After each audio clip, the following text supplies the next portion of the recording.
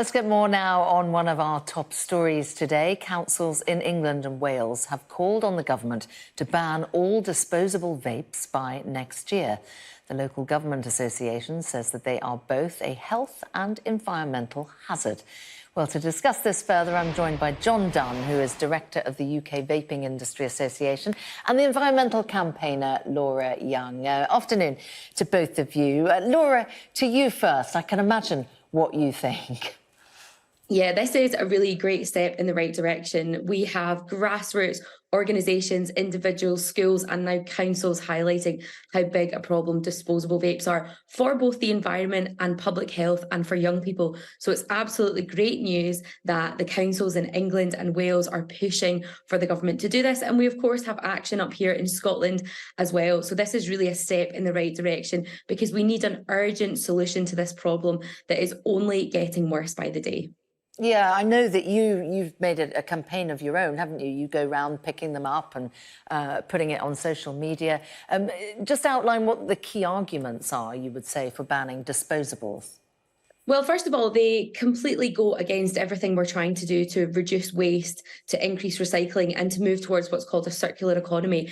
In the UK, we are moving away from things like single-use plastics. In Scotland, I can't use a plastic straw or a plastic fork, yet I'm allowed to buy something that is a single-use, disposable, throwaway electronic device with really precious materials in it that we're just wasting. And of course, we know that inside each of these is a lithium battery. And when it's damaged, either as litter or thrown in the bin, getting squashed by waste facilities, we know that they can become explosive. And we've seen hundreds of fires across the UK because of these. So environmentally, they are a disaster. And there are reusable alternatives out there. But we also know that the disposables are especially what young people are picking up, using as a lifestyle accessory because they're branded as fun, harmless, unicorn bubblegum flavoured items. And actually, we are seeing a rapid increase in the number of young people who are taking these up. And we know that that is non-smokers as well. And these are not safe.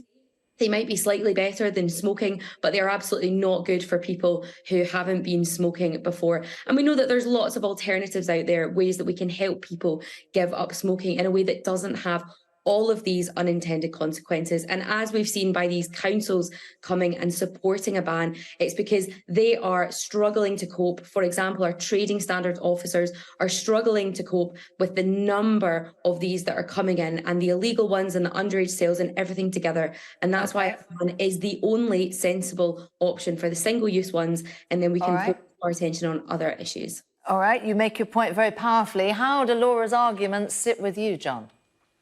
Well, I think it is really important to make sure that we do protect the environment, but it's critical to realise that these products do save lives. Over 200 people a day die from smoking-related diseases here in the UK. An experience around the world has shown where blanket bans have been introduced on single-use plastic. We've seen a massive influx of illegal, untested and potentially black market products entering the marketplace. Now, the Centre for Economic and Business Research, the CEBR, concluded that converting smokers to vaping saves the NHS almost £320 million per year. But now, why do we need disposable ones? Sorry to interrupt you, John, but why do we need disposable? Disposables are extremely important because they are used by many people in high smoking areas, which generally tend to be lower smoking prevalence area or higher smoking prevalence areas. But to say these products are not recyclable is incorrect. Most of the products now coming onto the market are highly recyclable, and some are even almost 100% recyclable. And it seems to be that the LGA's information is kind of out to date because most of the large recycling companies have recycling programs in place. In fact, BIFA, which is one of the largest, launched their program yesterday. So it seems like the information that's being put out by the LGA is kind of out of date. Have you asked them to correct it?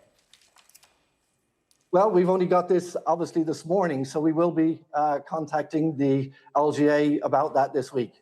And what percentage, John, of the market is disposable? At the moment, it's around about 60%, which I believe is artificially high. Generally, it is normally around about 20 or 30%. But what we're finding is that adults are not staying on these products for very long. They're transitioning to open tank systems and pod systems in generally about 8 to 12 weeks. But this is why these products are really important for those adults that are starting the journey into vaping and away from smoking cigarettes. And again, to put a ban in place just really would not make sense. Laura, let's bring you in. John's saying that a lot of these products are fully recyclable. How does that sit with your understanding? Technically, yes, but it is absolutely not efficient. And when you speak to the waste industry, even locally, speak to your local recycling centre, these are a nightmare. They have to be manually pulled apart. They're not built modularly. So it takes a really long time to get one recycled.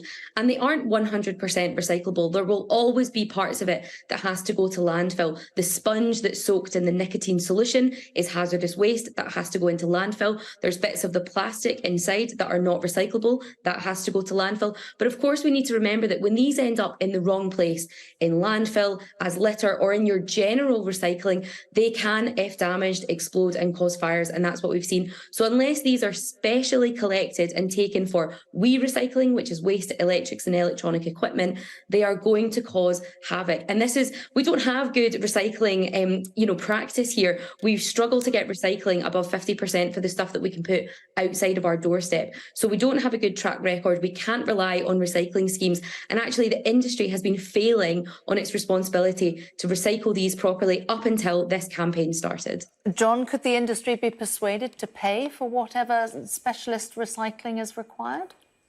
Well, the industry is required to register for the WEE system anyway. But yes, our members and the industry is perfectly happy to get behind this. And I think Laura highlights a really good point there, is the fact that the system is failing. And something that we need to really ramp up is an education system, an education program for consumers, so that they understand that they can recycle these products and provide bins and collection points in all types of retail outlets where they can simply return these products. That's something that we need to push, and that's something the industry is calling for.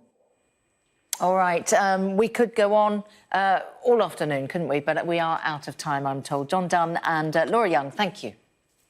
Thank you.